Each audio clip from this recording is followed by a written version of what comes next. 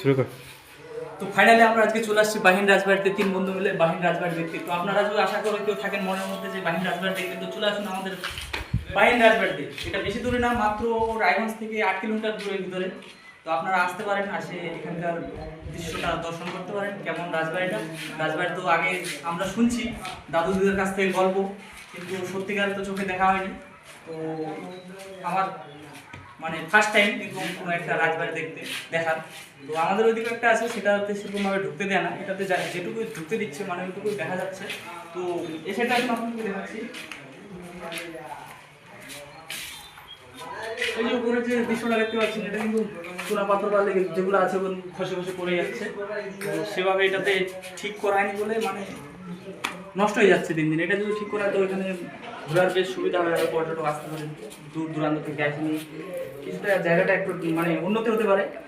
আর plus আপনার জায়গাটা সেরকমভাবে মানে খুবই নোংরা হয়ে আছে, নিচটা উপরটা যেখানে দেখুন।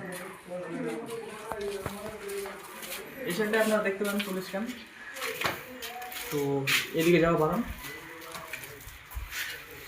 চা ঘুরবা মানে এই 4-5টা রুম উপরে উঠা বন্ধ করে দিয়ে আগে উঠতে দিত নাকি শুনতেছি, কিন্তু এখন সেটা উঠতে দিচ্ছি না। ফাইনালি এই জায়গাটা আছে, এটাতে কিন্তু খুবই ভালো লাগতেছে। গরমের দিনে একদম খুব চরম, একদম ঠান্ডা ঠান্ডা আছে বেশ জায়গাটা। একদম আসুন এদিকে।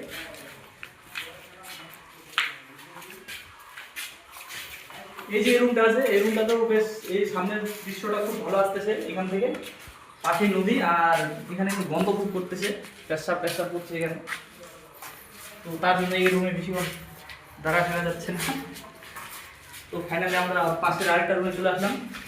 এই রুমটাতে হয়তো কোনো মন্ত্রী টন্ত্রী থাকতো, রাজার তখনকার আমলকার। আর মানে সঠিক জানি না কে থাকতো, মানে দেখে ওরকম মনে হচ্ছে। আর এই যে গেটগুলার অবস্থা দেখতেছেন, গেটের যে সিমেন্টগুলা সব খসে খসে পড়ে যাচ্ছে। আর ফাইনালি কেউ এখানে এবিসিডি বা অন্য কিছু লিখে দিয়ে গেছে, বোঝা যাচ্ছে না। আর ওই যে দেখতে পাচ্ছেন S+B, তো ওটা আমার লেখা না, S দিয়ে আমারও নাম, ভাববেন না যে ওটা আমি লিখে গেছি। ওটা কে লাগছে আমি জানি না।